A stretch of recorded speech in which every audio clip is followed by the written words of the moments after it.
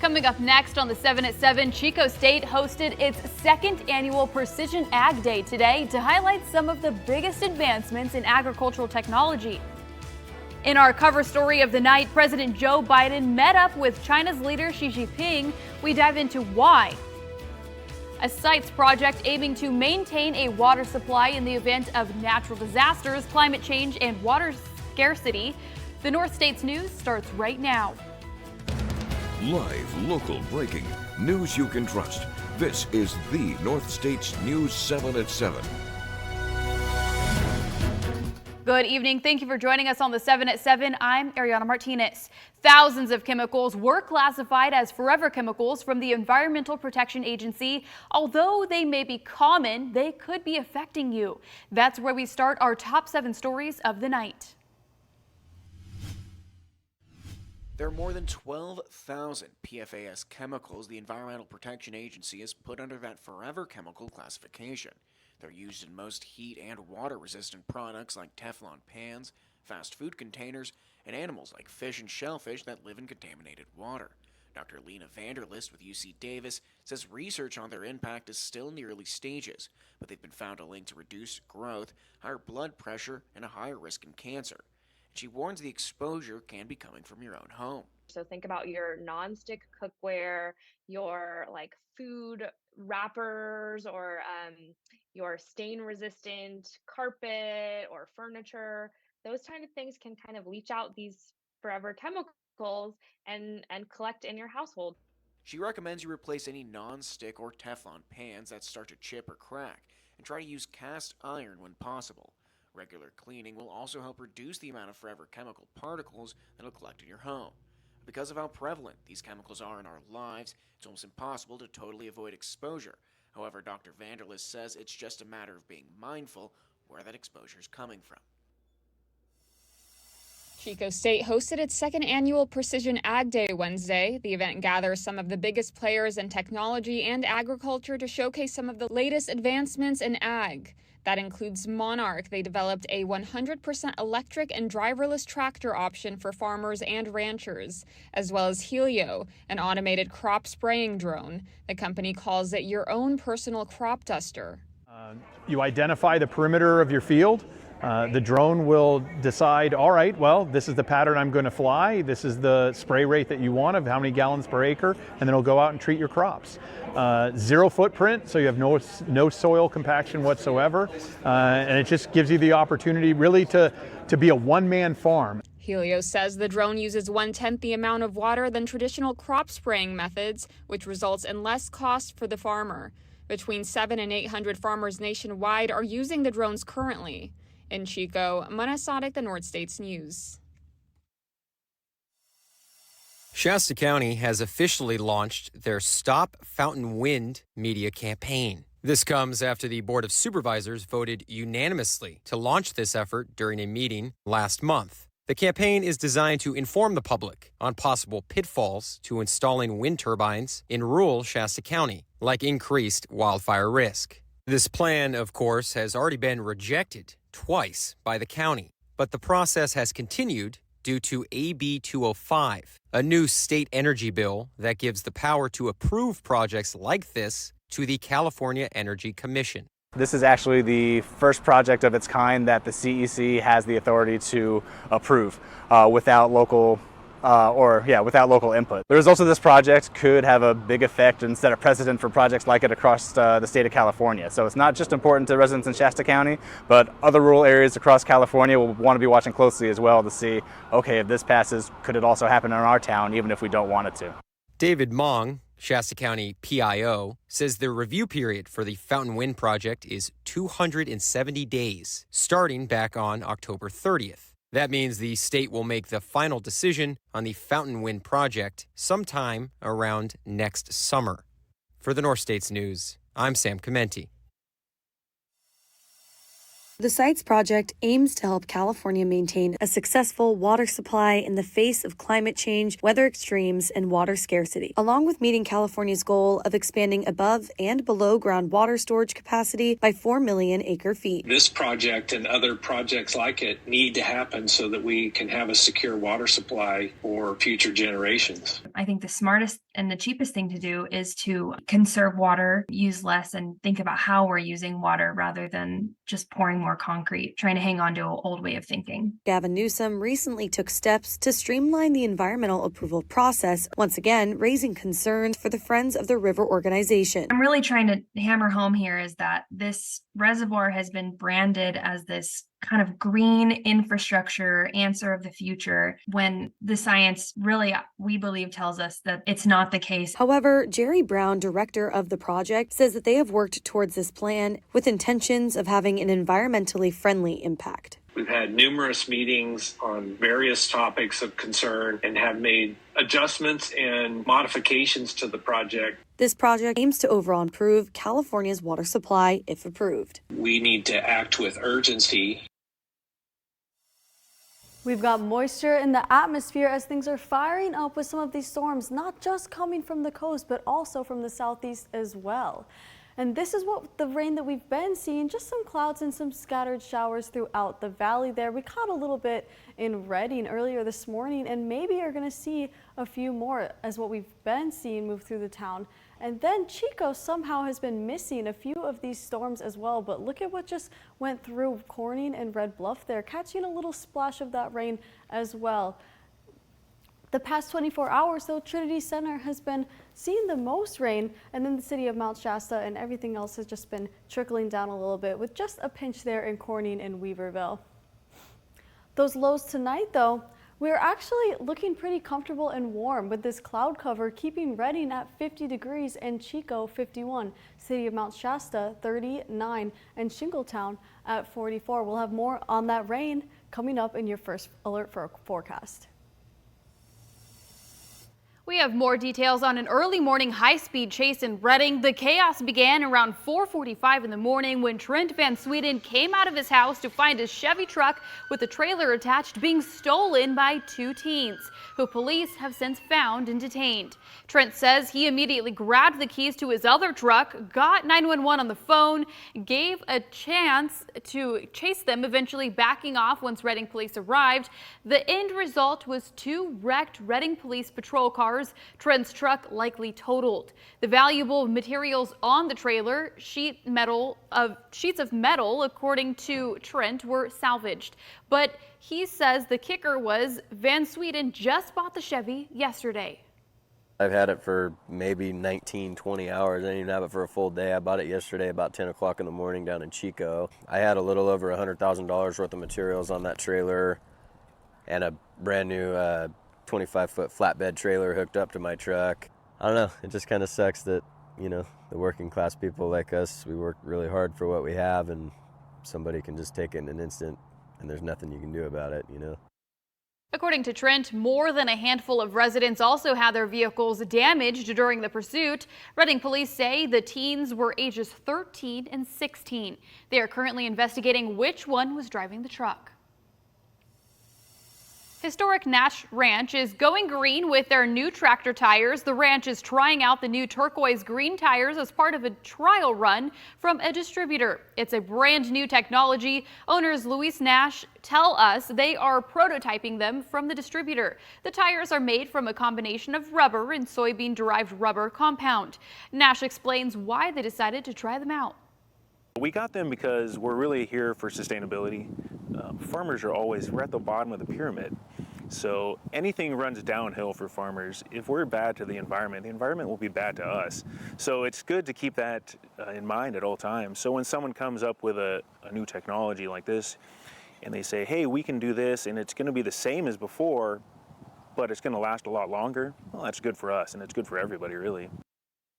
As part of early giving for Northstate Giving Tuesday, the RFA is accepting donations that'll help cover the cost of kids attending their summer sewing camp.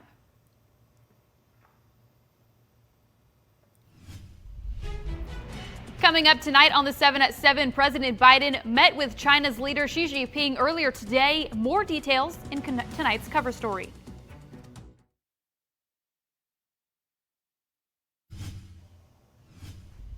President Biden met with China leader Xi Jinping ahead of the APEC summit in San Francisco today. The high-stakes meeting has been planned for weeks, but on both sides, expectations are low. ABC's Karen Travers is traveling with the president in tonight's cover story. President Biden greeting China's President Xi ahead of their first meeting in over a year. The two leaders sitting down for what's expected to be several hours of meetings. There's no substitute to face-to-face discussions. I've always found our discussions straightforward and frank, and I've always appreciated them. President Biden looking to ease tensions between the U.S. and China and restore critical lines of communications. I think it's paramount that you and I understand each other clearly, leader to leader, with no misconceptions or miscommunication. Relations have soured between the U.S. and China since President Biden and Xi met last November after a series of provocations by the Chinese military against the U.S. military and the incursion of the Chinese spy balloon earlier this year. China froze military communications with the U.S. in August 2022 after then House Speaker Nancy Pelosi visited Taiwan, which China claims as its territory. For two large countries like China and the United States, turning their back on each other is not an option. The White House is downplaying expectations for any major breakthroughs, but the president has a lengthy agenda: the wars in Ukraine and the Middle East, managing increasing economic competition between the U.S. and China, stopping the flow of fentanyl into the U.S., and growing concerns over Taiwan. President Xi looking to show that China is open for business after the COVID lockdowns. His country is dealing with a deep economic downturn, rising unemployment, and a sharp slowdown in foreign investment. Next up for President Biden, hosting the Asia-Pacific Economic Cooperation Summit, bringing together leaders from 21 nations to discuss ways to promote economic growth and better trade. Karen Travers, ABC News, traveling with the president in San Francisco. Some more rain coming up and with some thunderstorm potential. And then later for your next work week, the 70s might be making a comeback. We'll show you when, coming up after the break.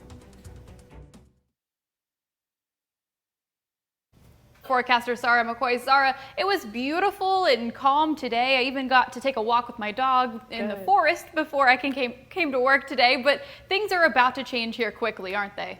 Yeah, that's good. If you got to walk in today, good. I definitely did. I made it down to the sundial after that rain. But this is this nice break that we've been taking right now tonight. But this system is going to start to move up, and it's going to hit some of these higher elevation areas. Lassen County here getting a dusting of snow only from about 7,000 to 8,000 feet. The National Weather Service is saying is going to be seen where we're seeing that shift from rain to snow here. But some hefty rain here in Redding and Red Bluff overnight tonight. But we're going to see some scattered showers, take a little bit of a break, a little more cloud coverage, some scattered showers moving on through. And then by Friday night is when we're really going to see things start to fire up and accumulate, add in, and throughout Saturday is when we're going to be seeing most of our rain here. Chico is still going to be seeing some rain, but maybe a little bit less, but we've got those storms coming up from the south. And then by Sunday, finally, cloud coverage, things are clearing out. It's looking a lot nicer. So there you go. You might have to wait until Sunday to get out and rake those leaves. Not too bad. So our rainfall coming up through Thursday, not much here along the coast in Del Norte County, but just a splash there along that I-5 corridor in the valley. Ready at over 1/4 of an inch now, and Chico just getting a little bit, somehow dodging some of those systems there in Chico. But look, Chico's going to be finally seeing a little bit more as a lot of this rainfall comes up from the south. Redding already at 7.1 by Saturday morning, and then look what happens during Saturday. Red Bluff with almost an inch there, Chico almost 1/2 of an inch, but then Crescent City and Eureka getting a little bit more there as well. We'll show you some of the snow totals also. We're going to be seeing some in the city of Mount Shasta. This snow model doesn't show as much, but anything above that 7,000 feet mark and should be getting a dusting. And then Lassen County is really covered there with that snow. That's going to be coming Monday morning from all of those showers through Saturday. So we've got Saturday and a little bit on Monday too. We're going to be seeing some of that snow, but the highs for tomorrow not quite into the 60s as Hayfork and Weaverville are sitting at 59. And then Shingletown and Bernie a little bit cooler at 57, Alturas at 56. Seen some scattered showers throughout that area there. And then along that I-5 corridor, we've got the 60s still. Palo Cedro with 67. And then Reading and Anderson with 66 tomorrow. 65 throughout the valley. Chico 66, Corning 65, but Orville at 67, a little bit nicer down there. So tomorrow, you know, the high is 66, but we could have some overnight showers Thursday night and Friday night. And Thursday night, a 10% chance of those thunderstorms is going to ramp up, and that's going to increase throughout Friday night and on Saturday. So during the days, it's going to be nice. You could rake those leaves, but over the night is going to be when we're going to be seeing some more thunderstorms. And then Saturday is your big rainfall day, as well as in Chico. Big rainfall day, high of 61 on Saturday. But then look at this, almost 70s on Monday and Tuesday. Thanks. Back to you. Thank you, Sarah. Let's head over to KRCRTV.com to check out the In Case You Missed It segment tonight. The Reading Police Department announced they received a large grant to focus on traffic safety within the city. The department received $127,000 from the California Office of Traffic Safety, or OTS. Officials say the grant will help law enforcement in areas prone to illegal or, quote, dangerous driving behavior on our streets and roadways, end quote. The department said the grant will help set up more checkpoints along with patrols throughout the grant. Police say they will also focus on motorcycle, pedestrian, and bicycle safety, along with distracted driving enforcement for both teens and adults. Mike Strail, a quadriplegic Reading native, added a new achievement to his list, writing a book. He's come out with a sci-fi novel called Titleist, a cosmos-spanning, world-saving adventure starting from the true story of a golf ball being hit off of the moon in 1969. The book is now available for ebook, the version, or a pre-order if you want the physical copy. Strail will also be doing his first book signing in Reading on December 2nd at Lisa's Book Nook on Railroad Avenue.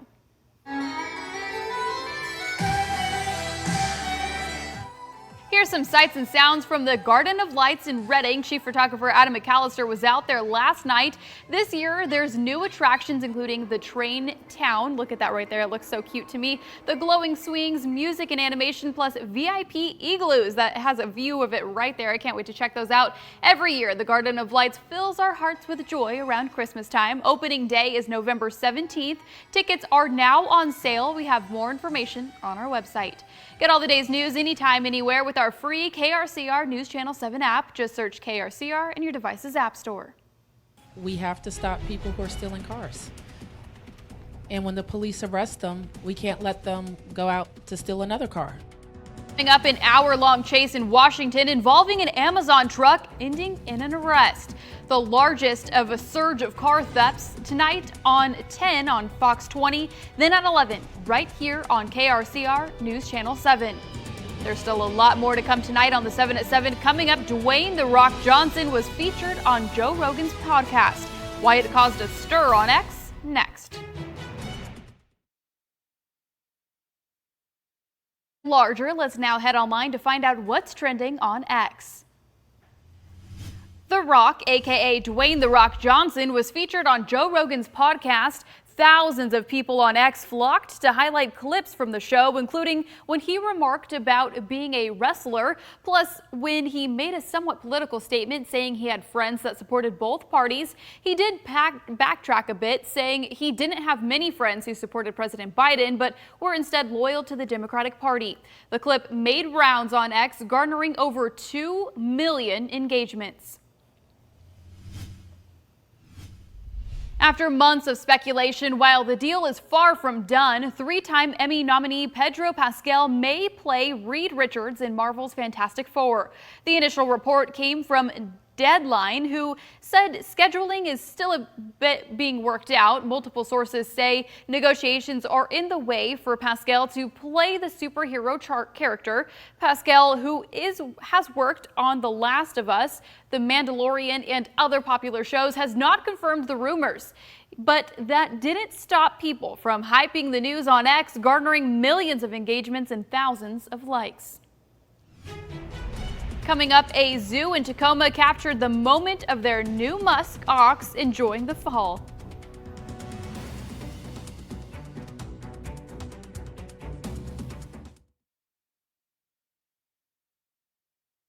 feel really fall for this fall ritual featuring Willow, the baby musk ox. Take a look at this. Willow is a little over 2 months old. As you can see, she loves to play in the leaves. How cute is that? Willow was born at the Point Defense Zoo in Washington. People who work with willows say she loved to headbutt her red ball and splash around. Now she's happily enjoying her time in the fall winter. That's just the cutest little thing. I don't think I've ever seen anything like that. That is so adorable.